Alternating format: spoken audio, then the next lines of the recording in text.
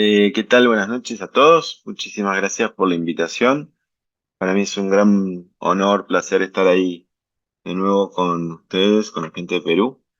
Y bueno, este es un tema lindo porque yo arranco contando un poquito todo lo que es la parte básica de lo que son las lentes premium. Así que, a ver, espero que esto sea de su agrado. Eh, Lo básico que es una lente intraocular pseudofáquica son dispositivos médicos implantables que son considerados prótesis y que debe ser obviamente de un material biocompatible. Esa es una definición que a mí me encanta decirlo porque es realmente lo que estamos haciendo. Y esto lo que tratamos de hacer es sustituir al cristalino humano para mejorar esa calidad visual, logrando la emetropía, reduciendo lo que son las aberraciones y de esta forma lograr esa buena visión. Y bueno, tenemos que tener en cuenta que llevamos más o menos 75 años de lentes intraoculares. Desde el 49 con Ridley hasta la actualidad, cómo fue todo el desarrollo de este tipo de lentes, y de los años 90 que arrancamos con las lentes multifocales. Pero ¿qué pasa? Antes había algo también, como hablamos de bases, que eran los tratamientos que eran planeados con astigmatismo para tratar de lograr esa visión cercana. Eh, También con la monovisión, hay uno de los primeros trabajos que yo he encontrado en el año 90, que es controversial y demás, pero bueno, eran los primeros tratamientos que se realizaban en la actualidad. Y hoy también podemos hablar de monovisión a veces. Hay muchos médicos que también les gusta realizarla, ¿no? Eh, este es uno de los primeros trabajos en los cuales aparecen las lentes multifocales en septiembre del 87. Eh, Cuentan un poco sobre de qué es lo que se trata, son los primeros, el clinical trial que se publican, y es interesante porque los primeros trabajos que van apareciendo al poco tiempo hablan de básicamente las mismas cosas que hablamos hoy. La tolerancia es un problema para los pacientes, los oftalmólogos que no están adaptados a este tipo de tecnologías, y hoy por hoy todavía seguimos escuchando este tipo de cosas, ¿no? Entonces, resignamos calidad visual para obtener una visión de lejos y cerca, con diferentes diseños y con ese tipo de cosas, pero lo que me llama la atención es este tipo de cosas, ¿no? La performance óptica que tenían estos que el oftalmólogo no estaba familiarizado y la calidad óptica no era la deseada, aunque lograban una visión de lejos y cerca. Y si uno habla con muchos oftalmólogos hoy, más o menos podemos hablar de las mismas cosas. Pero ¿qué pasa?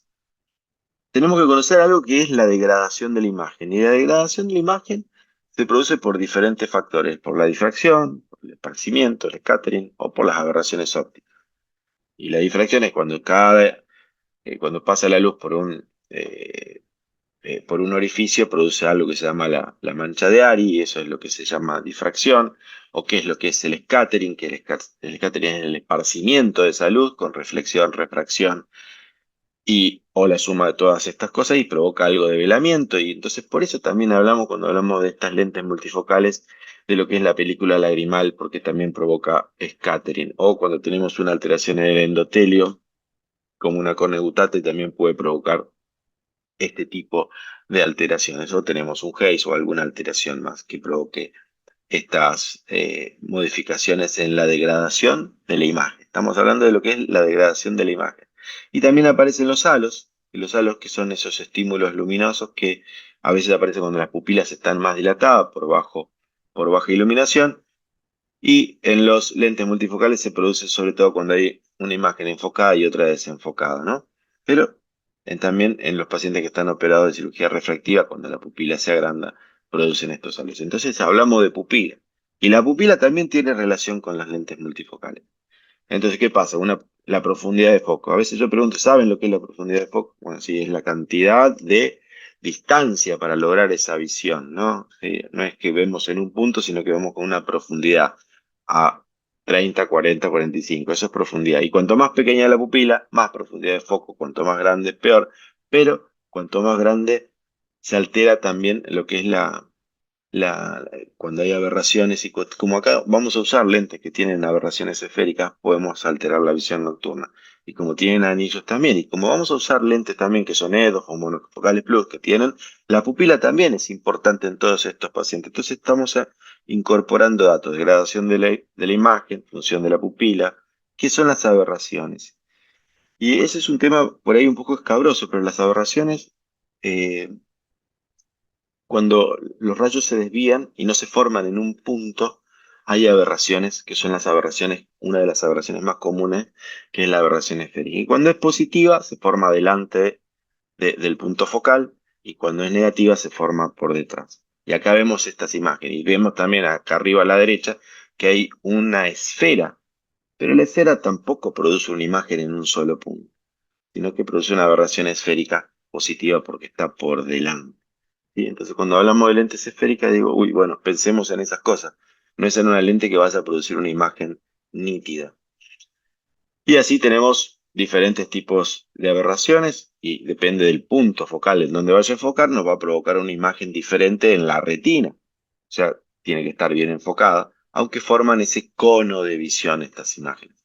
Ese cono de visión no es una imagen puntual, sino que es una imagen que hace ese cono de visión.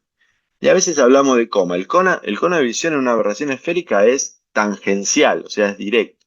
Y el cono de visión en un coma es perpendicular, ¿sí? Porque es una deformación en la parte periférica de la córnea o una lente descentrada intraocular que produce esa aberración que es el cono. Y todas estas cosas hay que saberlas porque son las degradaciones de la imagen. Y una degradación de la imagen en un coma produce una imagen que es bastante desagradable, incómoda, porque no es una imagen nítida, sino que es una imagen que se deforma. Y todas estas aberraciones producen también las esféricas o las comáticas, alteraciones en la cromaticidad. Y esas son las aberraciones cromáticas, que las azules se reflejan antes como si fuera una aberración positiva y las rojas más por detrás como si fuera una aberración esférica negativa si están en el eje, y si son laterales, como el coma, producen esas alteraciones en la visión de los colores. Como se puede ver acá, las axiales derechas y las laterales en los costados.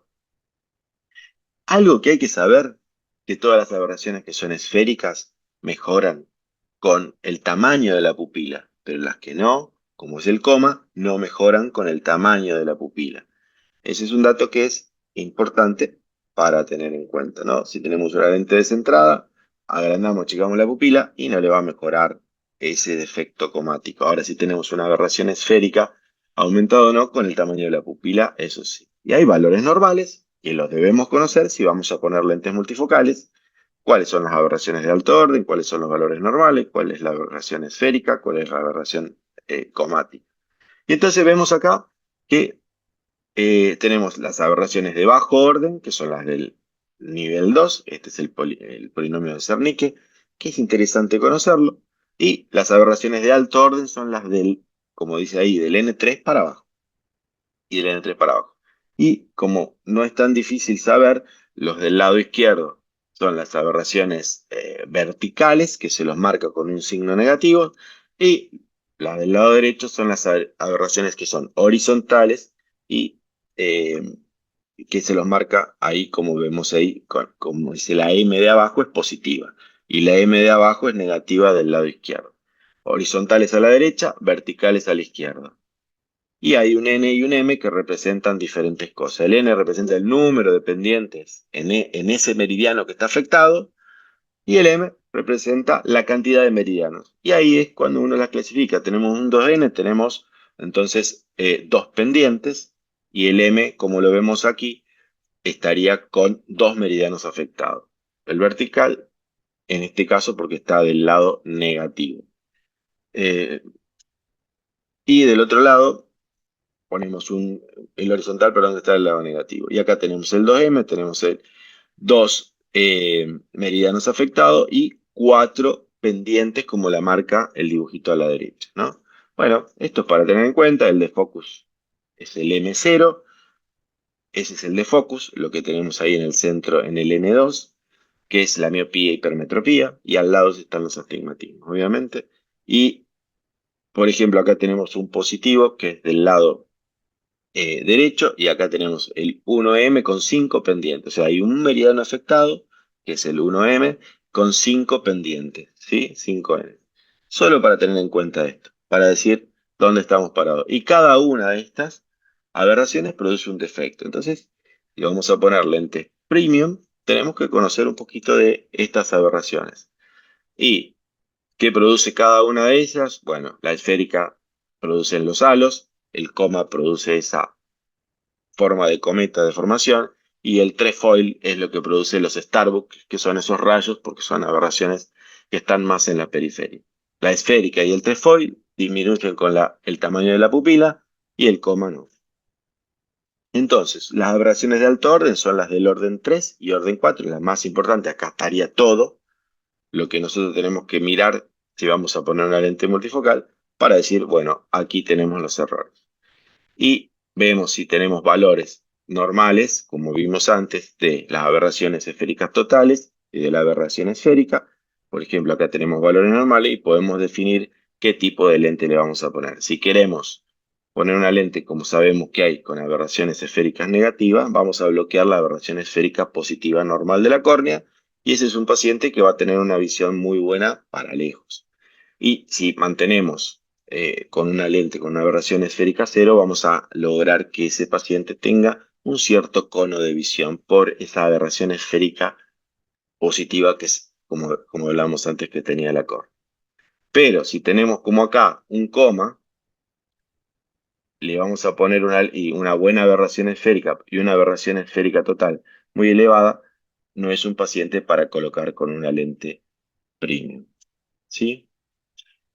Saliendo un poco de este tema, que es un tema que a veces cuesta meternos, pero que debemos conocer, pasamos a ver un poco las características generales y los materiales de las lentes. Entonces, las lentes tradicionales tienen un diseño óptico que es esférico, que esto, como vimos antes, una lente que es esférica, no es una lente que es perfecta y va a generar ese cono de visión, aunque sean esas, puede provocar esas aberraciones esféricas de orden mayor, ¿sí? Las lentes que son asféricas, estos buscan simular que todos los rayos se formen en un punto. Es como tener una lupa para hacer un fondo de ojo. Esas lupas son asféricas. Antes venían esféricas, ahora son asféricas para lograr esa mejor visión. Lo mismo pasa con esas lentes. Y esa asfericidad que tiene, habitualmente son lentes con una asfericidad negativa para contrarrestar esa asfericidad positiva de la córnea. Eh, entonces, bueno, tenemos esto que nos habla, por un lado, de la esfericidad de la córnea y por el otro lado de las aberraciones esféricas que se correlacionan, ¿no? Por eso siempre tenemos que saber que la esfericidad ideal de la córnea es de menos 0,50. Y eso ahora lo vamos a ver por qué. Entonces, ¿qué hacemos? Agarramos el Pentacam y vemos si esta lente tiene menos 0,50, esta córnea, entonces sabemos que vamos a poder poner una lente, tenemos una buena córnea para poner una lente premium. Así es que esta es la relación que vamos a tener entre esto que es la esfericidad y la aberración esférica. Si tenemos una córnea esférica, como veíamos antes, donde es bien redondita, todos los puntos de la imagen no se van a formar en un punto, sino que va, como vemos acá, a ser una imagen con una aberración esférica positiva. Donde dice esfera, cae en una aberración esférica. Entonces, eso va a formar un cierto cono de visión. Por eso a veces tenemos un paciente que tiene una aberración esférica, o sea, la córnea normal con una aberración esférica positiva y le ponemos una lente esférica, eso crea un cierto cono de visión que a veces se puede llegar a comportar como un plus de visión con un mayor rango de visión por ese cono de visión que se forma con este tipo de lentes. Y lo mismo si tenemos una lente que sea, como vemos acá, la córnea, que sea más, como vemos acá, que también con más curvatura periférica, como si fuera un paciente que fue tratado por miopía, es más plano en el centro, más curvo en la parte periférica, ese cono de visión se hace más amplio. Por eso son datos a tener en cuenta y por eso son esas lentes con aberración esférica que pueden llegar a provocar. Ahora, cuando, como con la córnea prolata, si ponemos una lente que es con esa aberración esférica negativa, eh, va a formar la imagen en un solo punto. Esa es la curvatura ideal para esos pacientes que quieren tener esa visión lejana perfecta, ¿no? Ahora, si tenemos un aumento en la curvatura central y más plana en la parte periférica, son las lentes con esa aberración esférica negativa, que son habitualmente las lentes que más utilizamos nosotros y forman ese cono de visión en la parte eh, posterior al punto focal. Bueno, esos son los conos de visión que forma cada una y la relación que tiene con cada uno. Por eso cuando vemos, dependiendo de ese Q que tengamos, o sea, de la esfericidad y de la aberración esférica, es lo que vamos a ir viendo también en correlación a la córnea con lo que es la lente intraocular. Las lentes monofocales, el foco principal está obviamente diseñado para la visión lejana, pero si tenemos esa lente con una lente esférica, como veíamos recién, tiene esa aberración esférica que es positiva. Esto se potencia obviamente con la córnea, no le va a dar una gran calidad visual, pero le puede generar ese cono de visión. Las lentes que tienen esa aberración esférica de cero, o sea, las imágenes se formarían en ese punto único, lo que daría una mejor calidad visual, ¿no? Como lo podemos ver acá. En cero micra sería el ideal en ese tipo de lente intraocular. Y obviamente que aparecen esas lentes que aparecen con esa aberración esférica negativa, aparecen para mejorar esa calidad de imagen, para contrarrestar lo que es esa aberración esférica natural, normal, de la córnea, que es positiva. Entonces esto hace que esta relación entre aberración esférica positiva de la córnea y negativa de la lente se logre la mejor calidad de imagen. Por eso, hoy por hoy, muchas de las lentes que vienen para la corrección son esféricas para corregir eso y dar esa mejor visión, hablando de lo que son las lentes monofocales, ¿no? Y esa es la aberración esférica negativa que tienen esas lentes. ¿Qué pasa? Aparecen ahora las lentes que son las monofocales plus, que permiten, o sea, esa cierta capacidad de mejorar lo que es la visión de intermedia. ¿Y qué pasa? Le han agregado han hecho un poco más largo ese cono de visión, porque le han agregado más cantidad de asfericidad. Aberración esférica negativa la mayoría, hay algunas que son combinadas con positiva y negativa, y hay otras que tienen aberración esférica positiva, que la podemos utilizar en diferentes circunstancias, en diferentes tipos de pacientes, ¿no? Y ese foco extendido que veíamos antes, que a veces uno no lo entiende, pero bueno, ese es el cono de visión que existe, que ahora lo vamos a ver un poquito más. Entonces hay aberraciones esféricas que son tolerables y otras que se toleran y no son tóxicas y otras que son tóxicas. Entonces cuando superamos cierta aberración esférica de 0,6 micra, tanto negativa como positiva, se pierde sensibilidad de contraste, o sea, la lente deja de ser una aberración esférica tolerable o no tóxica, y de esa forma ya deja de funcionar. Si no, pondríamos muchísimas aberraciones esféricas a las lentes EDOF y de esa forma lograríamos una visión cercana. Pero ¿qué pasa? Si le ponemos demasiada aberración esférica, se hace intolerable, se hace tóxica para el cerebro y eso genera una visión borrosa y altera la visión de contraste. Y esto es un poco lo que me dice este gráfico. Y hay ejemplos de estas monofocales o las monofocales plus, que ustedes conocerán un montón de este tipo de lentes que ayudan a esto. Y por ejemplo, esto es una lente monofocal en la retina y en el cerebro. La lente monofocal, que hace efecto sin aberración esférica, sale de la retina y el cerebro la ve borrosa. Se desenfoca y el cerebro la ve borrosa. Tiene aberración. Ahora, si creamos ese cono de visión con la aberración esférica, sube la aberración esférica, sube ese rango, y entonces, ¿qué va a pasar? Hay una imagen que no es tan nítida en la retina, porque está ese cono de visión, pero el cerebro lo toma como una visión no tóxica, entonces acepta si estamos por debajo de esa cantidad de aberraciones esféricas. Esa es la idea de una lente monofocal plus. Acercamos la imagen no es tan nítida, pero el cerebro la puede tomar como nítida y la adapta. ¿Qué pasa si nos excedemos, como vemos acá? Ya el cerebro no la toma como nítida. Entonces, de esa forma se transforma en una imagen que ya es tóxica para el cerebro porque se supera esa aberración esférica.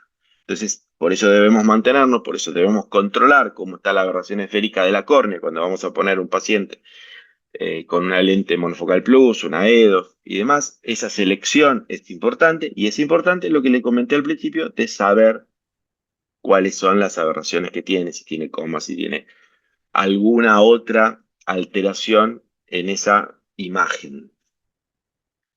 ¿Y qué pasa? Entonces las lentes que no llegan a eso, como no le podíamos poner más aberración esférica, aparecen otras tecnologías que son las EDOF, que son las lentes que le siguen a estas lentes.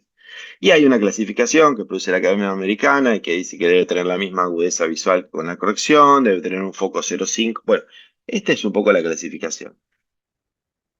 Básicamente aparecen las lentes EDOF que pueden ser o difractivas o no difractivas. Y la primera fue la Technics Symphony, después tuvo la Telara, aparece la Synergy que mezcla un poco de multifocalidad con EDOF, pero generan estas lentes son como unas bifocales paralelos e intermedias, por esos anillos difractivos. Y después aparecen más tecnología, como por ejemplo la lente que es conocida como la Vivity, que tiene una superficie con frente de onda, la 6 hay otras con elongación y bueno, y así aparece mucho, la Elon, que es muy similar por ahí a la Vivity. Y hay toda una clasificación de las EDOF porque las EDOF logran un poco más de visión. Ese poco más de visión que logran, que no es para ver perfecto de cerca, pero logran eso. Y ahí es donde muchos empiezan a jugar, que le pongo la monofocal plus y en el otro un poco negativo. Y hay algo que después lo vamos a ver más al final, pero básicamente son las EDOF reales que existen hoy por hoy para lograr esa visión. Entonces tenemos lo que es una monofocal plus, tenemos lo que es una EDOF, y después también aparecieron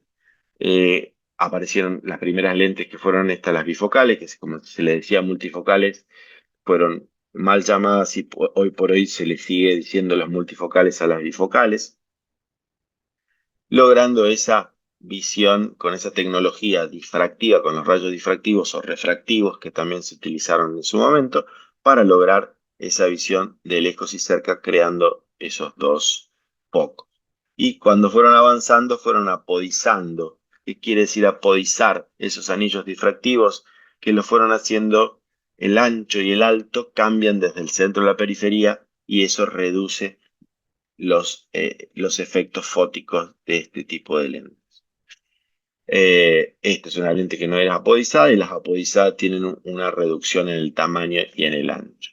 Y aparte de eso, crean más tecnologías y aparecen las lentes que son las trifocales y le crean otro escalón más y ese otro escalón crea esos tres focos que son para lejos, para intermedio y para cerca.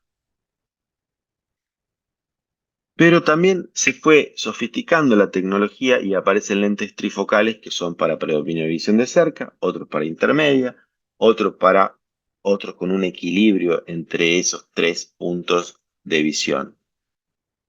Y aparte le van agregando más cositas a estas lentes, como esa esfericidad adicional a estos anillos, para mejorar el foco de visión intermedia, porque eso se correlaciona también con la esfericidad que tenga la córnea o con ese cono de visión que queremos lograr, aparte de estos focos difractivos que vamos a ir logrando.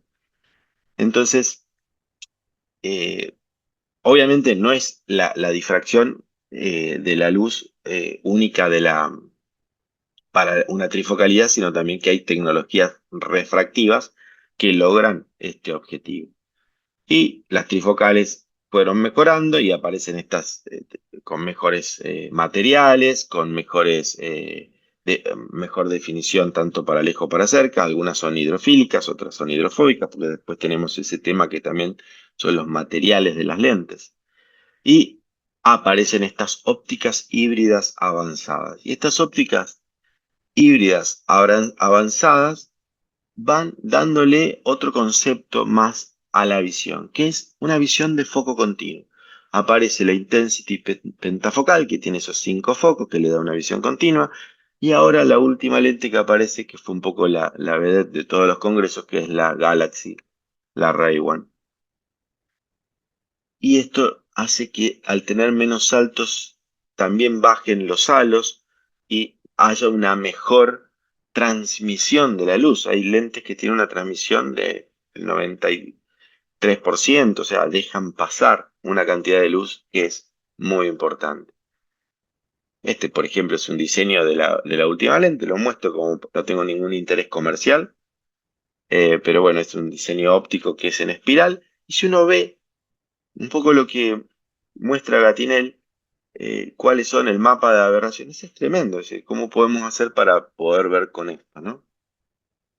Así que todo lo que fue haciéndose en tecnología de diseño de lentes, también se fue haciendo en diseño de biomateriales para hacer las lentes. Y un poquito para que tengamos idea que empezamos con el PMA, PMMA, el PDMS y el PEMA y se van haciendo de las lentes rígidas a las lentes blandas. Y estos, algunas le van dándole diferentes sentidos para que esas lentes sean mejor tolerables. No solamente el material, sino las superficies. Y acá vemos un poquito las características básicas de lo que es una lente hidrofílica y una hidrofóbica. Una hidrofílica produce menos inflamaciones, pero produce más PCO, y al revés con las hidrofóbicas, bajo PCO, pero por ahí puede inflamar más. Entonces, ¿qué pasa? Como las lentes con una sola tecnología de biomaterial no eran perfectas, le empezaron a hacer recubrimientos. Entonces han hecho lentes que son hidrofóbicas con recubrimiento hidrofílico, hidrofílicas con recubrimiento hidrofóbico, y así fueron armando cada casa comercial su tecnología en lo que es el material para llegar a tener un material que sea diferente para cada tipo de lente y cada uno lo hace más específico. Como por ejemplo, apareció la lente Clarion últimamente, que antes tenían más defectos de esa microvacuolización que tenían esas lentes hidrofóbicas, y ahora con esta nueva tecnología, en teoría, mejoró. Veremos qué pasa dentro de 5 o 10 años. ¿Qué tenemos que evaluar nosotros de una tecnología de lente intraocular? ¿Qué es lo que nosotros podemos hacer? O sea, hoy tenemos que conocer esto, tenemos que conocer las aberraciones, cómo se degrada la imagen, tenemos que saber esto, qué vamos a poner, cuáles son las aberraciones que quiero corregir, cuál es el cono miópico el cono de visión que yo quiero lograr, si es positivo o negativo, y tenemos que ir a un banco óptico que nos da la casa comercial y que nos va a decir qué es lo que está provocando esta lente. Y eso lo tenemos que, de alguna forma, entender. Y nosotros tenemos que, en lo posible, tenemos que tener una información clínica nuestra, que sea independiente, o de algún oftalmólogo que no dependa de la casa comercial, sino para poder tener cuál es la información clínica real de esta lente. Entonces, ¿qué tenemos que ver de la casa comercial? ¿Cuál es la tecnología de óptica para saber qué es lo que vamos a poner a nuestro paciente? Porque después nos gusta una lente y seguimos con eso, que básicamente es lo que hacemos. ¿Cuál es el perfil de la óptica? ¿Cuál es la curva de MTF? Que ahora vamos a verlo. La influencia del diámetro pupilar en la distribución de la luz y la influencia en el centrado del diafragma.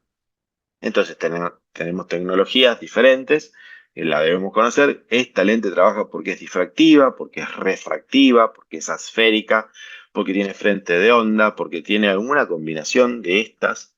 Y entonces ya vamos a hablar de esta, que voy a poner una lente que es refractiva, difractiva, o refractiva, refractiva, refractiva esférica, refractiva con frente de onda, y vamos a tener conocimiento sobre esto. Y después ver la morfología, cuál es el perfil de la óptica. La morfología, la distribución de las zonas ópticas que tiene la lente, qué patrón tiene, si tiene un patrón circular, si tiene un patrón segmentado, dónde se localiza la visión multifocal.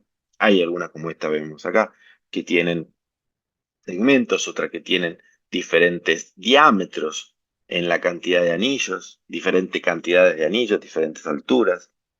Entonces debemos saber el perfil de la óptica y dónde se encuentra también, si está en la cara anterior o en la cara posterior. ¿Y es distinto? Claro que es distinto. No es lo mismo tener los anillos adelante que tener los anillos atrás. Porque los anillos atrás van a estar en contacto con la cápsula, adelante no. Entonces generan diferentes calidades visuales.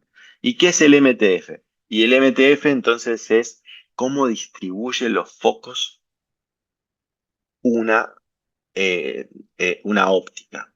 Entonces el MTF se hace con luz verde, 50 ciclos, con una idealizando una pupila de 3 milímetros, y eso es lo básico. Entonces, ¿qué hacemos? Yo cuando pido una lente digo, che, casa comercial, ¿me pasás por favor el MTF de la lente? Y me pasan este. No, dame el de diferentes tamaños de pupila, porque quiero ver cómo se comporta con 3 milímetros, con 4 milímetros, o sea, escotópica, fotópica y demás. Y entonces eso es importante conocerlo. Estamos hablando de las bases, ¿sí? Pero las bases que todos tenemos que conocer. Entonces acá vemos, por ejemplo, la Panoptic, que tiene un foco para lejos, en la pupila de 3 milímetros. Tiene un foco de, como dicen ellos, que eso es cuatrifocal, y tiene un foco de intermedia que funciona, un foco de cerca que funciona, y el foco truncado de -1. Y así hay aparatos que hacen este tipo de estudios, y así vamos a tener diferentes tipos de MTF. Acá vemos una lente que es bifocal, entonces vamos a tener un foco de lejos y un foco de cerca, y vemos cómo se comporta con diferentes tamaños de pupila. Y la Symphony, que también es bifocal, pero es para lejos y para intermedia, y también cómo se comporta con diferentes tamaños pupilares. Entonces ese es el MTF de esta lente. Y así vemos otra lente como esta acá es la Telara, también que es una lente que es bifocal para lejos e intermedia, que es una EDOF real, pero es para lejos e intermedia. ¿Y cómo se comporta con pupila de 3 milímetros o de 4 milímetros? Y vemos como con 4 milímetros mejoran de lejos, pero empeoran de intermedia, por ese tipo de cosas. Y así diferentes tipos de lentes, como pueden ser acá unas lentes trifocales con diferentes tamaños pupilares, que en muchos se pierde lo que es la zona de intermedia en esas lentes trifocales. Así, por ejemplo, esta es una lente de la Magnificent. Vemos cómo funciona con una pupila de 4 milímetros, con una pupila de 3 y con una pupila de 2. ¿Y qué quiere decir? Con una pupila de 2 que va a ver mejor de cerca, pero ahí no va a ver muy bien de lejos. Y con una pupila de 4 va a ver muy bien de lejos, pero no va a haber tanto de intermedio. Entonces, eso es lo que nos dice cómo va a rendir para nosotros la lente, que después lo comprobaremos con los estudios clínicos que podamos hacerle. Esta es otra lente, yo empecé a poner esta lente que es otra EDOF real, competencia de la Vivity, no tengo interés comercial tampoco, pero digamos los costos son diferentes de una a la otra y son muy similares. Y esto es lo que rinde con diferentes tamaños de pupila esta lente, que le da un buen rendimiento entre 3 4,5 milímetros, que es una pupila bien escotópica, ¿no? El tamaño de la pupila, ¿cómo influye? Entonces, bueno, es importante. ¿Cuándo hablamos de una pupila que es independiente o una lente que es pupilo dependiente? Esta es una lente, por ejemplo, la Panoptic es pupilo independiente. ¿Por qué? Porque en una pupila de 2 milímetros, como vemos acá en el cuadro, como de 4,5 milímetros, la luz se distribuye para lejos y para cerca igual. O sea, no importa el tamaño que tenga la pupila, se va a distribuir lo mismo para lejos que para cerca. Y esto es importante. Ahora, si es una lente que es pupilo dependiente, va a cambiar la distribución de la luz, tanto cuando se ponga para lejos como para cerca. ¿Se entiende? Seguimos. La influencia del centrado. Entonces, un descentramiento de 0,5 es lo que se considera normal. De esto se ha hablado mucho. No, que sirve, que no sirve, que no pasa nada con el ángulo alfa con el ángulo kappa. Bueno, ¿cuál es la relevancia? Hay trabajos que nos explican. ¿Y qué es el ángulo alfa? Bueno, es la unión entre el centro de la córnea y el eje visual, y el ángulo kappa es entre el centro de la pupila y el eje visual. ¿Sirve o no sirve? Bueno, esto hay un cierto grado de alteración. ¿Y cuál es el grado de alteración? En un banco óptico vemos acá, abajo a la izquierda, cómo genera un coma el descentramiento de una lente EDO. O sea, altera la visión. Que el cerebro lo tome como no tóxico y lo adapte es otra cosa, pero en el banco óptico sí se altera el descentramiento. O sea que es importante tenerlo en cuenta.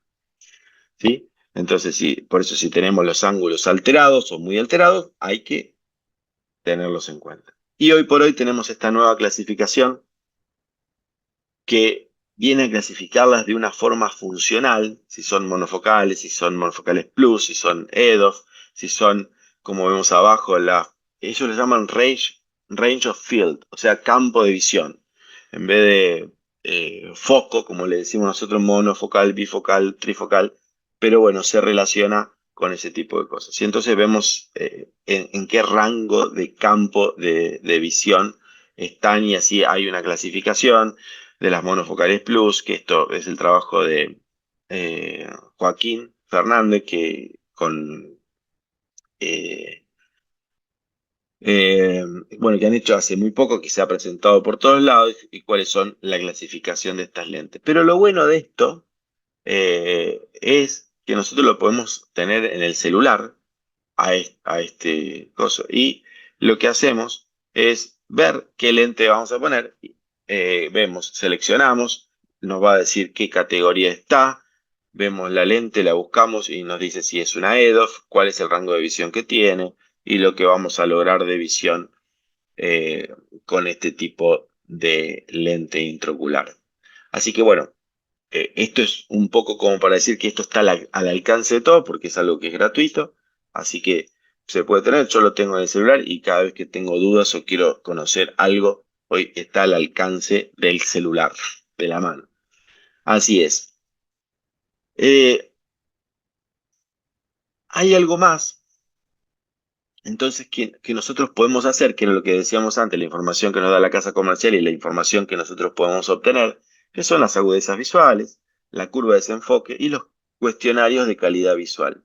Y esto es importante, tener alguna curva de desenfoque hecha de forma independiente para saber cómo rinde. El cero en la curva de desenfoque es la visión de lejos y la parte negativa es la visión de intermedia y cerca. Menos 1,50 es intermedio y menos 3 es la visión de cerca. Y ahí vemos cómo diferentes curvas van a darnos de desenfoque. Puede estar a la derecha o a la izquierda, eso no pasa nada, pero uno le va poniendo los provines al paciente. Sin provines es visión de lejos, con menos 0,50, con menos 1, con menos 1,50. ¿Cuál es la visión que va logrando de lejos? Obviamente siempre esto tiene que ser una visión corregida para tener la valoración objetiva en esta subjetividad de cuál es la curva de desenfoque.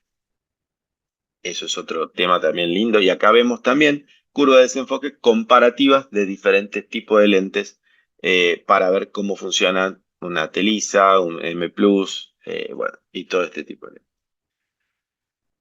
La tecnología sigue avanzando y no nos vamos a quedar ahí, y van apareciendo lentes que están en desarrollo, que me parece interesante mostrárselas como para que tengan ese panorama general de cuáles son. Y esta lente es una lente que ya tiene eh, eh, tres estudios clínicos, 3 años de seguimiento, y vemos cómo hay un intercambio de fluidos, ¿sí? Entre las dos partes, en la parte de la lente que está por debajo y la por encima.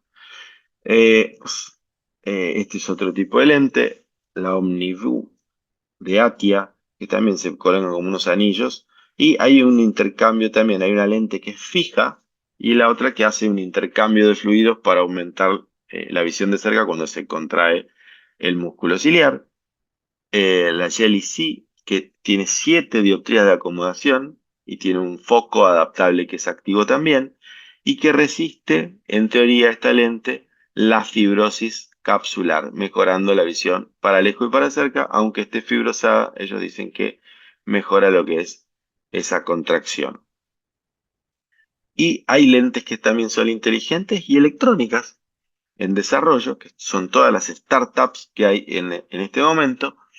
Esta es una lente de silicón que tiene un anillo que mantiene la cápsula y la contracción del músculo. Dice que mejoraría 3 veces el 20/20, o sea, provocaría una supervisión. Y funciona de esta forma. Y esta es una de las que más me llama la atención, que es la Task, que tarda 0,2 segundos en acomodar. La puede calibrar el médico oftalmólogo desde la casa. Puede tener también una realidad aumentada y tiene un anillo de células fotoeléctricas que se autocarga con una batería y ese autofocus. Y bueno, por ahí el defecto que tiene esta lente, que tiene esas 4 patitas que van en el sulcus y que es un iris claw.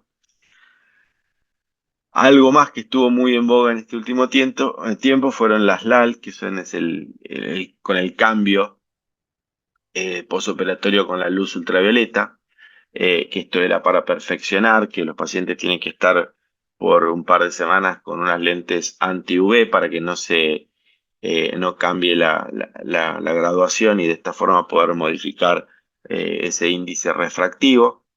Pero bueno, estos creo que están en estudio y creo que se han dejado de realizar, pero son casos interesantes. Y hay algo que es interesante también. Bueno, si usted cree en la vida después de la muerte, me pareció un poco gracioso ponerlo de esta forma. Y lo mismo si usted cree en la neuroadaptación.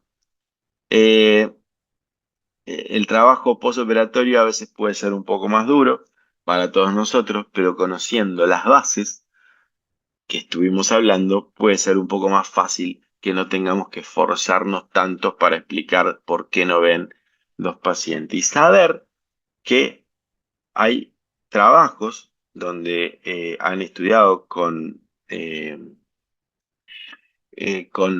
resonancias magnéticas cómo funciona el cerebro en esas partes, cuál es la oxigenación, y que han visto que puede ser diferente si ponemos una monofocal de una multifocal.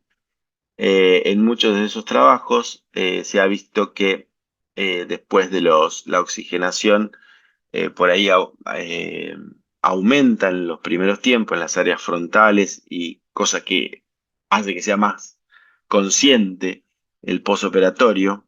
Y luego de los 6 meses, la mayoría ha reducido ese nivel excesivo de oxigenación en esa zona frontal.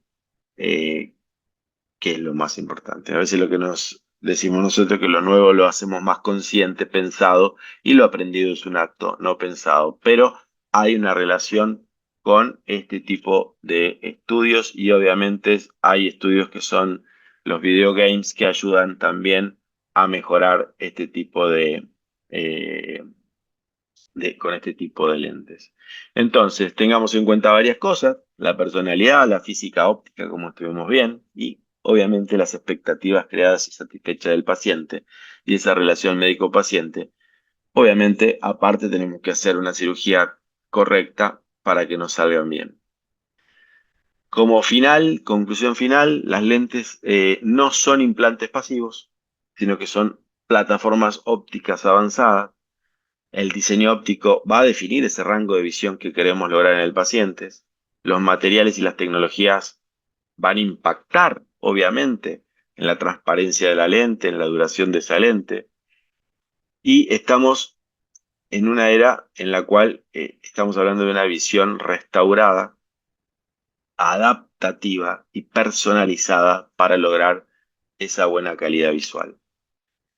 Yo los invito, yo estoy con la remerita de Oftalmo Córdoba, obviamente, porque soy uno de los codirectores de este congreso que se hace el 9, el Subspecialty Day, el 10 y el 11 de octubre en la ciudad de Córdoba, así que los invito a todos que vengan y participen junto con nosotros. Y bueno, un placer, como siempre, poder estar con todos ustedes. que nada, muchas gracias.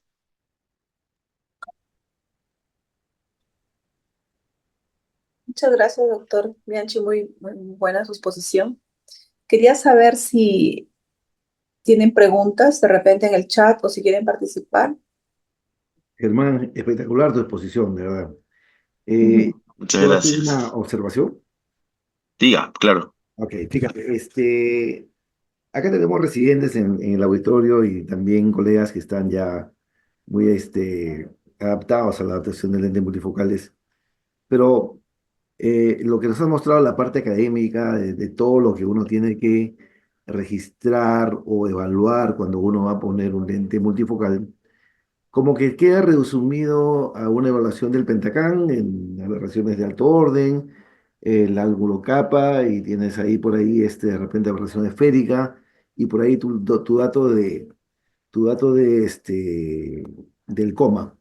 Pero como que mostrar todo, por ejemplo, preguntamos a todos los colegas, ¿cuántos de nosotros, y si hiciéramos una abstracción pero real, hacemos curva de desenfoque o medimos el MTF en los lentes, como que nos quedamos un poco eh, retrasados ante la vorágine de conocimientos o de adelantos que vienen con los lentes multifocales? Entonces, esto va a ocurrir como ocurrió con las computadoras, que cuando recién aparecieron las computadoras y los médicos que tenían que enfrentarse a la aparición de las computadoras, pues muchos de ellos quedaron en el camino porque el conocimiento era tan, tan grande y tan difícil de entender, que hacían que más bien en vez de estimular, como que desistan de seguir avanzando en este proceso, ¿no? ¿Cómo lo has visto tú desde el punto de vista docente y cómo lo ves en la realidad del mercado argentino?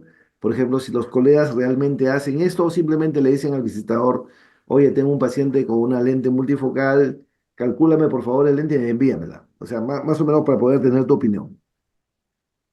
No, es excelente lo que me estás comentando, porque yo a veces lo vivo a diario, que hoy, eh, cuando existían solamente las lentes monofocales, que yo tuve esa oportunidad de solamente tener eso, era lo que había y punto. Y era lente rígida, lente grande o la lente de cámara anterior o la de tres piezas.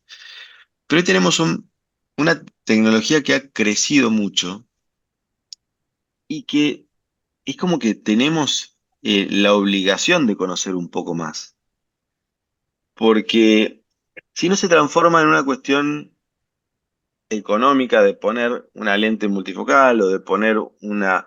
Y después tenemos muchas veces que no sabemos por qué no funciona en este paciente. ¿Por qué tenemos el 10-10 y tenemos una mala calidad de visual? Estas son las razones por las cuales hay mala calidad visual. Porque hay una degradación de la imagen por cualquiera de las razones, o porque la aberración esférica no era la correcta, o porque no elegimos exacto la lente que teníamos que estar buscando para ese paciente en cuanto a lo que es la parte óptica. Pero como veíamos también, nuestro cerebro tiene una tolerancia bastante grande. O sea, nos tenemos que salir mucho para que el cerebro no lo tolere. Entonces, como el cerebro genera una gran neuroadaptación y por eso la mayoría tolera las lentes multifocales o las lentes con aberraciones esféricas y demás. Entonces, es importante que no nos pasemos de largo para que no nos vaya mal con esos casos que son los más extremos y es ahí donde no, como decimos acá, no tenemos que meter la pata porque, digamos, son por ahí los errores más groseros. Pero siempre que tenemos un paciente que está complicado, algo nos olvidamos de ver. O si estaba el ojo seco, o si tenía una distrofia, tenía algunas gutas en el endotelio, que eso también genera alteraciones, el esparcimiento visual. Y después no tener solamente en la cabeza que las lentes CEDOF no producen halos, las monofocales plus, porque tienen aberración esférica aumentada. Y esa aberración esférica aumentada, si se dilata la pupila, le va a provocar halos. O sea, todas las lentes provocan halos. Incluso una lente esférica que tiene, obviamente no produce los halos que produce una difractiva, pero el paciente que tiene una monofocal plus no sabe cómo ve con una difractiva, o sea, va a interpretar solamente lo que tiene dentro de su ojo. Pero sí, yo creo que hoy la tecnología nos ayuda un montón. Debemos informarnos un poquito más sobre cada cosa que vamos haciendo y eso nos va a dar mucho mejor resultado y vamos a esperar lo que nos va a pasar directamente con cada cosa, ¿no? Igual hay tecnologías que son muy difíciles de entender, ¿eh? Como por ejemplo esta lente nueva que es la refractiva, que es la Galaxy, que tiene esa espiral. Yo todavía no lo entiendo. Sé que es un espiral difractivo, pero bueno, aparentemente funciona muy bien y yo todavía no la he probado, pero bueno, aparentemente los que ya la han puesto funciona muy bien y, y- y bueno, y creo que van haciendo la tecnología va avanzando y van haciendo las lentes para todos y todas. No es solamente para cuando uno da una clase, ¿no? Para que tengan esa tolerancia en la adaptación. No sé si hay alguna pregunta en el chat. Sí, justo acá, Dolly, creo que hay una pregunta. A ver, ¿la dices tú? A ver, Es que Ahí la estoy leyendo. se congeló la pantalla. Sí, Dice, ¿alguna ventaja entre la hidrofílica con respecto a la hidrofóbica? Bueno, ahí el riesgo de opacidad capsular por ahí es siempre mayor en las hidrofílicas que las hidrofóbicas. Ahora, un paciente que tiene una hidrofílica o sea, estéticamente es mejor que una hidrofóbica, porque la hidrofóbica se ve como un espejito en la pupila y hay mucha gente que no le gusta. Yo me quiero operar, pero no quiero que se me vea el espejito en los ojos. Entonces, bueno, ahí está la opción de la lente hidrofílica. Pero hoy no existe una tecnología que sea única. Hoy las tecnologías vienen combinadas con la hidrofóbica, con la hidrofílica y todos tienen un recubrimiento de la superficie que la hace más tolerable, ¿no? ¿y has encontrado alguna diferencia con respecto al número de AVE para la aberración cromática, con respecto a las lentes hidrofóbicas, por ejemplo, versus las hidrofílicas? No, bueno, siempre hay que tener un buen número de ave, digamos, obviamente, pero eh, eso es un poco más complejo, ¿no? Claro. Hoy creo que todas las lentes vienen con un ave Eso. bastante bueno, o sea, no es que haya algo que sea intolerante con una baja calidad visual. Hay otra pregunta. Clasificación. Sí. Ajá, clasificación de las lentes según, ¿se ha encontrado alguna clasificación de las lentes según el grado de aberración? Y sí, hay lentes que vienen, la mayoría, o sea, hay muchas lentes que vienen con aberraciones esféricas negativas de las lentes CEDOF, si es de lo que estamos hablando. Y por ahí la que viene con una aberración esférica positiva, que es la MB, para contrarrestar. Eso, por ejemplo, a mí la MB me funciona muy bien en los pacientes operados de hipermetropía. Es una lente Mm. que yo la selecciono eh, casi sin pensarlo para disminuir un poco esa aberración esférica provocada por la cirugía de la hipermetropía, que es negativa, o neutra o negativa. Y entonces cuando le pongo esa lente con aberración esférica positiva, me da, realmente los pacientes eh, están muy contentos, incluso eh, esa combinación le da un muy buen rango de visión de cerca también. No les prometo nada, pero bueno, creo que esa compensar un poco esas aberraciones siempre funciona. Y hay otras que vienen combinadas, ¿no? Que vienen positiva y negativa. Claro. Bueno, Ok. es muy amplio el tema. O sea, yo no me acuerdo de todas en la cabeza cuál es cuál, pero sí, el tema La Bausch de esa. Lomb, ¿cómo se llama esta lente de Bausch Lomb que Luxmar, la Luzman, por ejemplo, es la que tiene esta sí, que tú dices, ¿no? Que tiene la reacción esférica positiva y negativa. exacto. Teoría debería tener un mayor cono de visión el paciente y podría mejorar, pero realmente comparado con algunos otros lentes, no me veo tan bien con la Luzmar que con las otras, ¿no?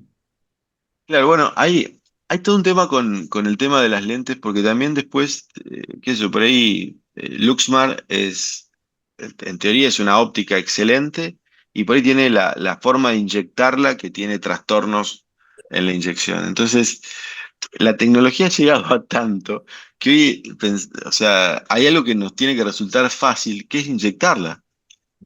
Claro. Y inyectarla significa que la lente tiene que pasar por un cartuchito y tiene que tener la histéresis perfecta para volver a su forma normal después de salir, no trabarse, porque las hidrofóbicas también se pueden trabar. Hay algo que ha hecho Alcon que es muy interesante, que muchas lentes hidrofóbicas se traban, entonces uno tiene que hidratar el cartucho para que no se trabe, para no se, en la parte más finita. Y Alcon ha hecho la parte interna del cartucho, la ha sacado de los catéteres. De los catéteres. Ha sacado la idea de eso, entonces son bien resbaladizos, no se traba nunca. Bueno, ha tenido y lo ha patentado. Entonces, bueno, son esas cosas. Yo también digo que si existiera la ley de patentes, tendríamos la lente no, no existiera la ley de patentes, tendríamos la lente perfecta, ¿no? Pero, pero bueno, eso no es así. Hay una guerra comercial que es interesante. Germán, con el permiso de Olivet, voy a hacerte preguntas como si fuera un residente primero. Y discúlpame que te pregunte una cosa tan simple, ¿no? Pero si tuvieras que elegir, ¿qué aparatos deberías tener para poder decidir qué lente multifocal vas a implantar? Tanto para el biómetro Mm. como para el topógrafo. ¿Con cuál te quedas tú? Bueno, hay un aparato que es el iTrace, que creo que es algo que muy interesante porque es algo muy práctico, que te forma en vez de mostrarte todas las aberraciones que tiene, te dice la E, cómo la ve de acuerdo a la córnea y cómo la ve de acuerdo al cristalino, y creo que eso es para cuando uno está arrancando, dice, bueno, el problema está acá, pero si le saco la catarata, también tengo el problema en la córnea porque la E está alterada. Creo que a mí me parece que es algo muy didáctico, muy práctico para los médicos residentes que están empezando y decir, esto, obviamente la tecnología tiene su precio, su costo, Claro. pero me parece que es algo que es interesante. También hay un aparato que es una simulación, hace una simulación de lo que vería el paciente, que es como un visor que tiene realidad aumentada, que le vas cambiando la lente, le pones diferentes tipos de lentes que quieras probarle y te va dando la visión que tendría con cada lente. En algunos lugares yo los conozco, esta gente creo que son de Bélgica, cuando se han iniciado, y hay unos españoles que también, o unos españoles han diseñado este aparato como para, para tener esa realidad, digamos, en el paciente y equivocarnos menos.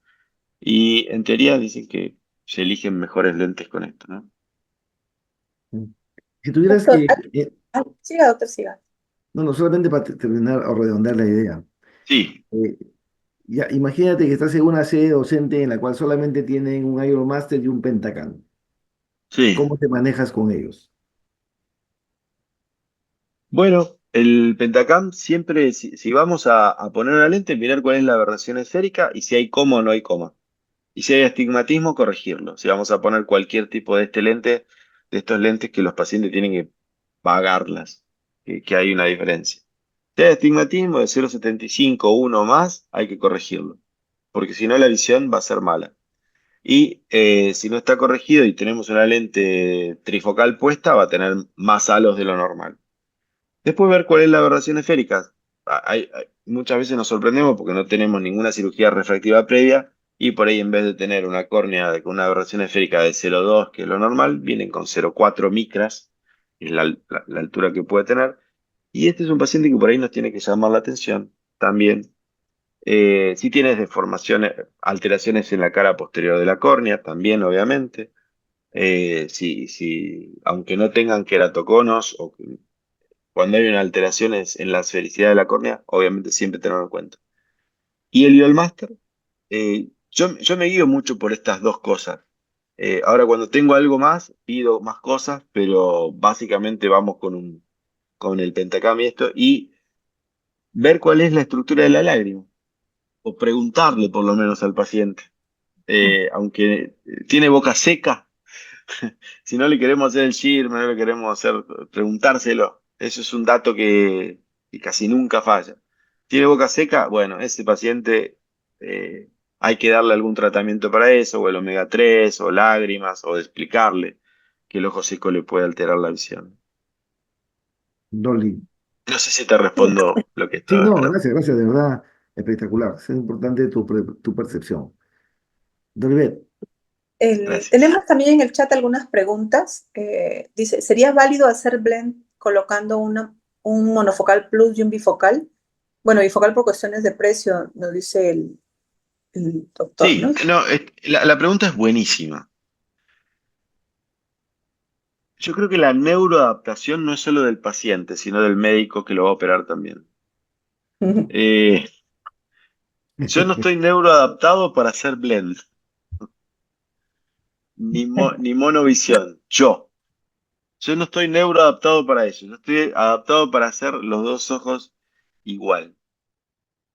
Eh, pero hay algo que sí hago, que es el blend, en los pacientes que le pongo las lentes fáquicas, las IPCL. Ahí sí hago un blend, le pongo una adición diferente del ojo dominante del no dominante, ¿sí? El mix and match, yo la verdad que no es algo que a mí me convenza y por ahí algún día me convenza y empiezo a hacer. Pero bueno, los que lo hacen es como que piensan mucho qué tipo de lentes. Yo tengo un amigo acá en Argentina que para cada paciente le hace un mix and match diferente. Pero bueno, con diferentes tipos de lente, con diferentes, pues te quiere lograr esto. Bueno, no es mi práctica diaria. O sea, yo prefiero poner en los dos ojos lo mismo. Es más, cuando yo pongo un monofocalis plus, busco el plano, no, o una EDOF. No busco dejarlo en -1 o -0,75 en el no dominante. Yo le voy a poner una EDOF. Si quiere ver de cerca, vamos por una bifocal por cuestión de precio o una trifocal. Pero a mí me parece que le voy a quitar visión de lejos de ese ojo no dominante. Por ahí sí, o sea, tengo que entrar en un terreno que es diferente. El terreno diferente es, bueno, por ahí para manejar le piden anteojos porque no ve tan bien de lejos de ese lado. Bueno, a mí es como que no me cierra ese hacer la micromonovisión. A mí no me cierra. Por eso mi neuroadaptación no va con eso. Yo voy al plano de los dos ojos. Pero es una cuestión muy personal, ¿eh? O sea, no es que todos tengamos que pasar por eso, pensar igual. Acá hay una pregunta que dice, cuando desea hacer un explante del lío multifocal por pobre adaptación, ¿puede hacerse un recambio con otro lío multifocal de otras que tenga otras características o prefiere un monofocal? Cuando ya va a hacer recambio, ¿no? Cuando el paciente no se adapta. Bueno, yo te digo, algo que algo interesante. Yo nunca saqué una multifocal porque no se haya adaptado. Pero no tengo ni una, ¿eh? En 30 años que hago esto, no saqué nunca una multifocal porque no se haya adaptado. Eh, ¿Qué haría si no se adapta? Igual yo creo que no hay muchos casos de explantes por esta razón. Pero yo creo que si no se adapta a una multifocal, la puedo cambiar porque hubo un error en el IOL Master, en el cálculo de la lente, porque en esos casos, bueno, uno sí la puede cambiar y pone la lente correcta o le hace un LASIK, que yo habitualmente si tengo algún error refractivo le hago un LASIK, o una superficie ocular si está muy apurado el paciente. No me ha pasado de tener grandes errores como para tener que cambiar la lente. Obviamente, cuando yo le hago un láser encima, tengo que tener en cuenta qué aberración esférica le voy a cambiar al paciente. Eh, que es, lo que pasa es que los láseres que había antes, había 0,3 micras por dioptría, creo, de aberración esférica que cambiaba. Era un montón. Pero un láser optimizado hoy te mantiene la Q, entonces no te genera tanta aberración, no te cambia tanto la aberración esférica, ¿no? Pero yo creo que si no anduvo con una multifocal y se la tengo que sacar, cuando se la saque la va a extrañar. Ese es mi pensamiento. Doctor, Yo, y yo sucede, trato de que se adapten, que la usen por 3 meses como mínimo. Sí. o se adapta o se adapta. Se adapta, se adapta. La neuroadaptación pasa como, hay trabajos que lo dicen, o sea, pasan 6 meses y los pacientes se adaptan. Es muy raro que el paciente pase más tiempo y no se haya adaptado. Doctor, ¿y qué hace cuando, por ejemplo, llega un paciente a su consulta y ya viene operado un ojo? No tenemos el antecedente del primer ojito, pero sospechamos que es un monofocal, ¿no? Al examen. Y por las características de la Sí, curva de desenfoque, etcétera. Entonces, sí. en ese paciente, por ejemplo, ¿qué le ofrece? Porque, como me dice en el caso suyo, que no acostumbra a hacer digamos, colocar, ¿no? Diferentes lentes. ¿Qué haría? Por ejemplo, si el paciente le dice, no, yo quiero ver de cerca, de lejos, ¿y qué hago con el otro ojo si ya tiene monofocal? Bueno, ahí se puede poner una lente secundaria. En esos casos, uno hace la evaluación y uno puede poner una Sulcoflex, una DON. Hay diferentes lentes que uno le puede dar la visión para cerca, en esos casos que ya están operados con una lente monofocal de hace tiempo. Y lo máximo que puede pasar en esos casos es que uno tenga que sacarla porque no se adaptó. O sea, pero creo que es una buena opción en los casos de los pacientes que vienen con una lente monofocal de hace tiempo. Y uno le puede corregir todo, ahí le puedes corregir el astigmatismo, la graduación residual, se le puede poner la multifocalidad, hay lentes que son trifocales incluso. La Adon es trifocal, que es una lente de 4 ópticas de la casa Medicon Tour. Después está la Sulcoflex. La Sulcoflex que creo que es de Rainer, que es también una buena lente. Y hay más marcas, hay más lentes secundarias. No se me viene a la cabeza ahora, pero creo que esas dos son las más. Después también se ha dicho, bueno, le podés poner una IPCL difractiva. A mí me parece que es demasiado cara como para ponerla. Hay un trabajo de Pepe Alfonso que usa ICL para corregir defectos refractivos, que está bueno. Y van al Sulcus y es una lente que es bien tolerada. Creo que hay diferentes opciones eh, y uno tiene que obtener la que más a uno le sirva, ¿no? Pero sí, se puede usar eso. Doctor, y la pregunta que siempre nos hacemos, ¿no? O que nos hacen, ¿qué lente se colocaría usted si tiene que operarse? Sí, Con tanta yo variedad, me, digamos, en el yo mercado. me pondría alguna lente trifocal, ¿sí? De foco continuo. Trataría de ponerme algo de eso. No sé si una en especial, yo uso mucho las Intensity que tienen foco continuo y la verdad que los pacientes ven muy, muy simple, muy natural. Creo que la Galaxy hoy por hoy es otra de las lentes que está ofreciendo algo similar. Habrá que ver un poquito, darle un poquito más de espacio para ver los resultados.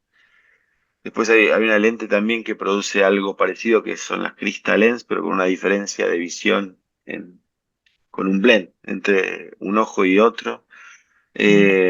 Bueno, hoy creo que hay varias variedades de lentes que dan una visión que sea lo más natural, aunque no es natural, ¿no? ¿Y cuándo operarlos, doctor?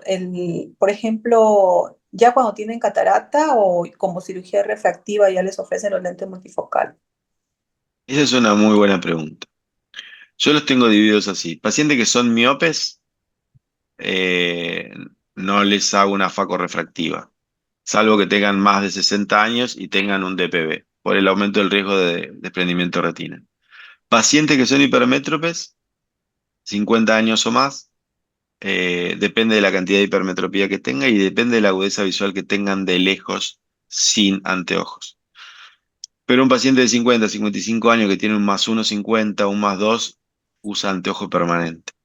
Así que no es lo mismo que si tiene 40. Entonces yo lo dejo a la cirugía facorrefractiva para hipermétropes con más de 50 años. No me gusta operar hemétropes. Eh, yo a los hemétropes les soy muy sincero y le digo, bueno, yo te opero, no tengo ningún problema, pero vas a perder una o dos líneas de visión de lejos. Que por ahí no la pierden, pero ninguno de ellos, ninguno de los hemétropes que yo le digo vas a perder una línea de lejos, se opera. O sea que va a ser, si yo opero un hemétrope para que vea de cerca, va a ser un paciente complejo. Tengo algunos hemétropes que le he puesto IPCLs difractivas y anduvieron muy bien. Pero en el caso de que no lo toleraran, se lo sacaba, pero ellos toleraron muy bien y anduvieron bien. Sacar el cristalino significa un poco más. En un paciente de 40 años, me parece que no. Sí. Bueno, acá Depende. una Sí, pregunta. perdón. ¿Qué posibilidad de implantar un lente multifocal en pacientes que se hayan sometido a cirugía refractiva? O sea, Bien, bueno, Perfecta la pregunta. Ahí hay que ver la aberración esférica que le creó la cirugía refractiva. Justamente vamos a eso. Entonces, ¿cuánto alteró la aberración esférica? ¿Cuánto le generó de coma? ¿Cuánto tiene de trefoil? Por eso hay que saber las aberraciones. O sea, ¿le cambió mucho o no le cambió nada?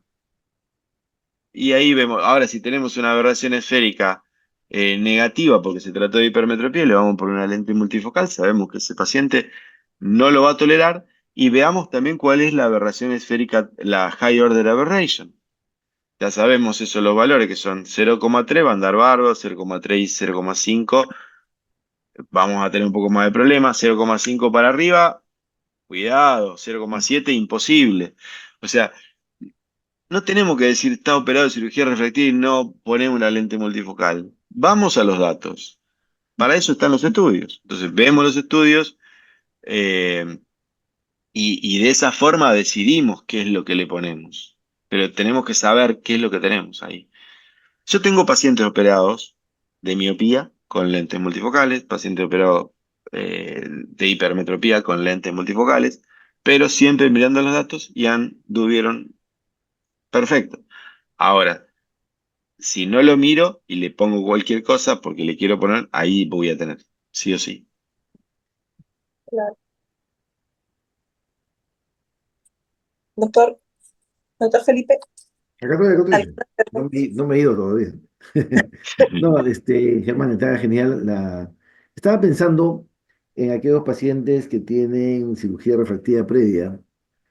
Tú sabes que mucha gente acá en el Perú como que oculta un poquito ese dato y uno tiene que descubrirlo a veces, ¿no? Por eso que es importante los estudios previos, como bien dices tú. Y el otro detalle que estaba pensando son los queratoconofrustros o aquellos queratoconos que no son tan marcados. ¿Cómo los manejas? No, si hay una alteración o sea, si hay un keratocono frustro, si hay una alteración, ahí ya no se pone. La lente multifocal no se pone.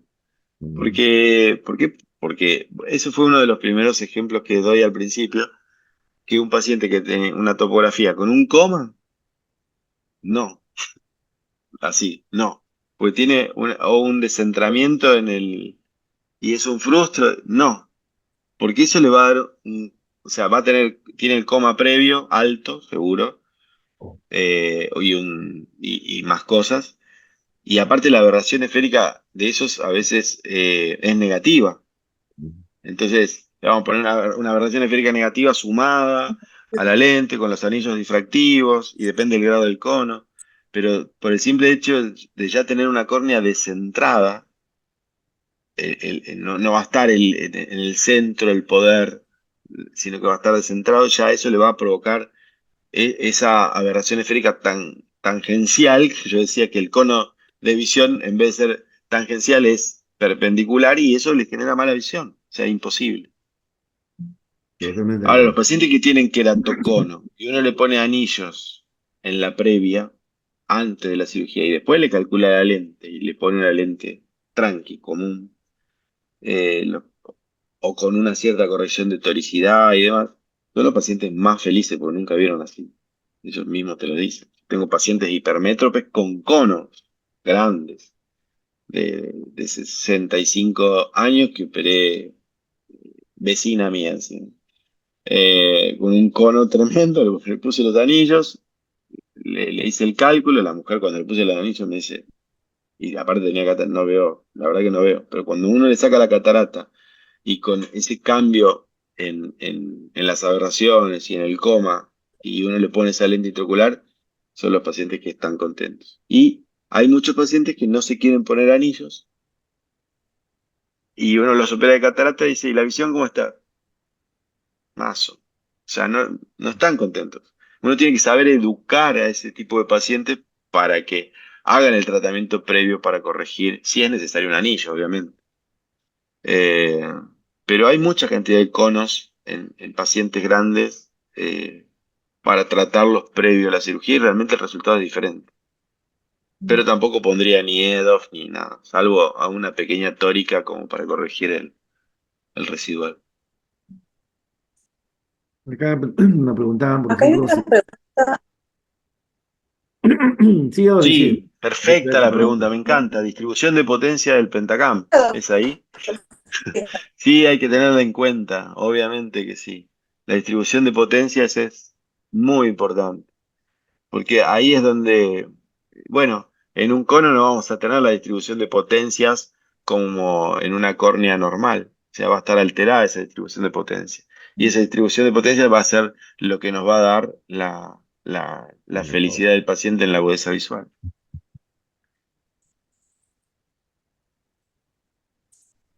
Importante ese dato de la distribución de potencias o si uno ve la multifocalidad de la córnea, ¿no?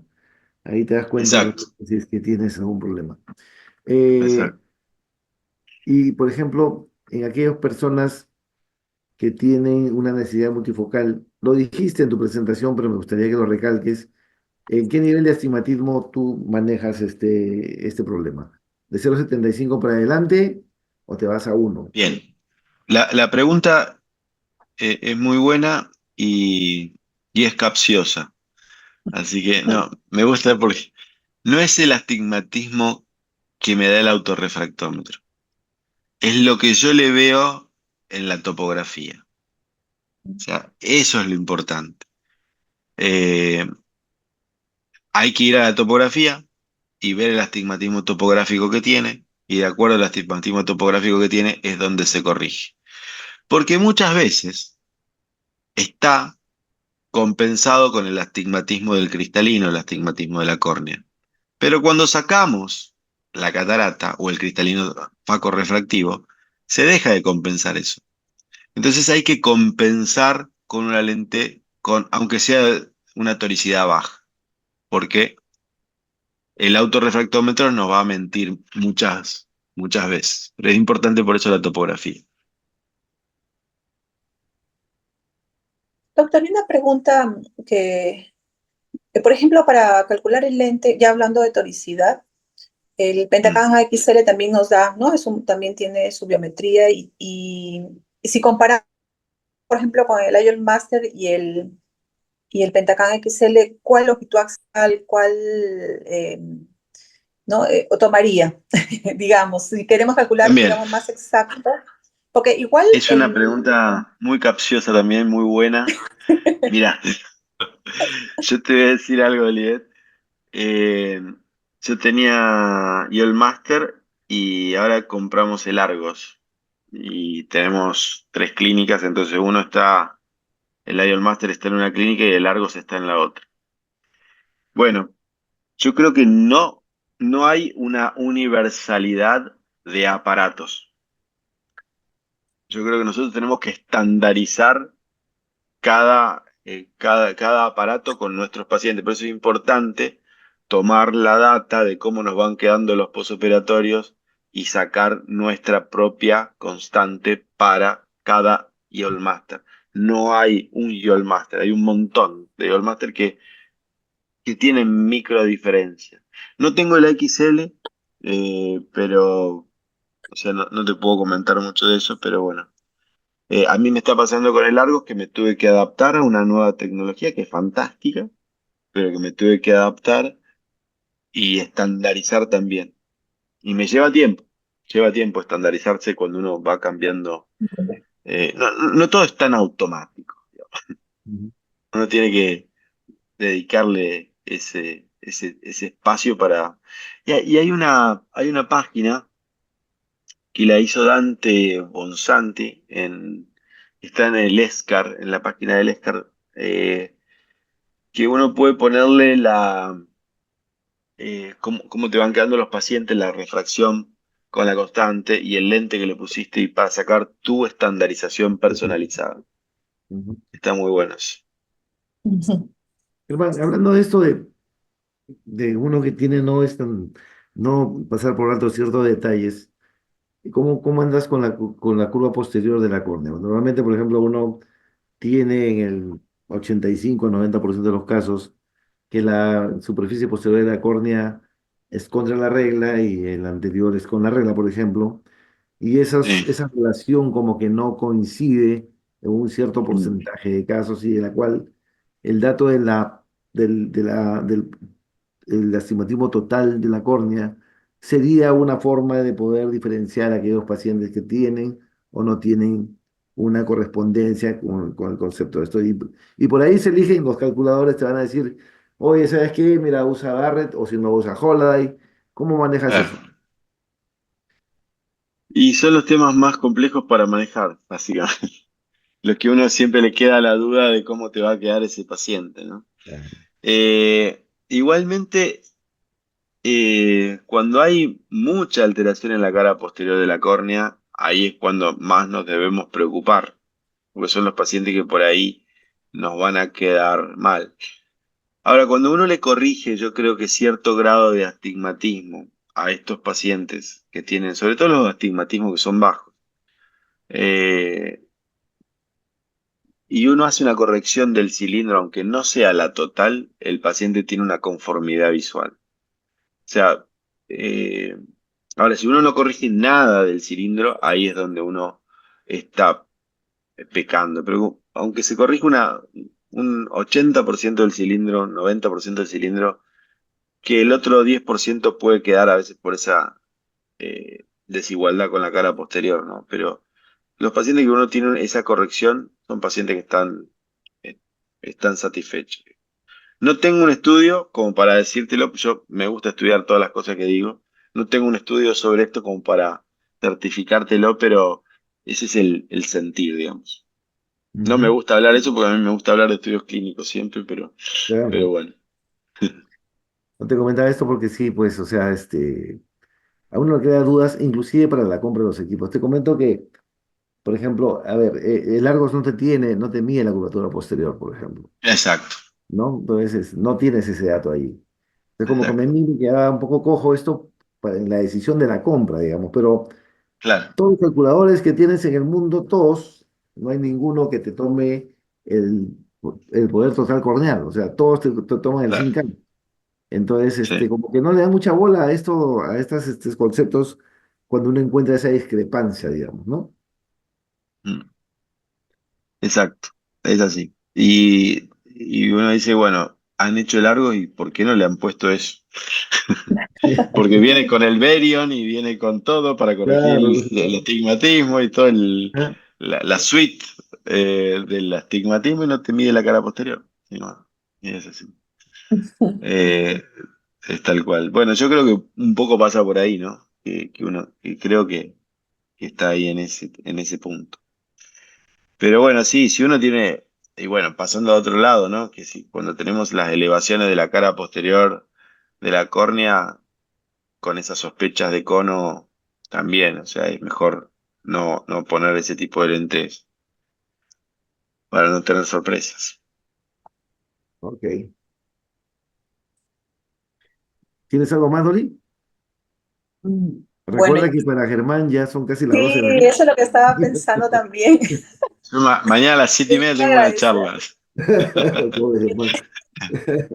Justo pensaba, el doctor nos lleva a una diferencia horaria y debe estar ya, Once debe y estar media, esta nada, hora no pasa nada. descansando. Sí. Estamos súper bien.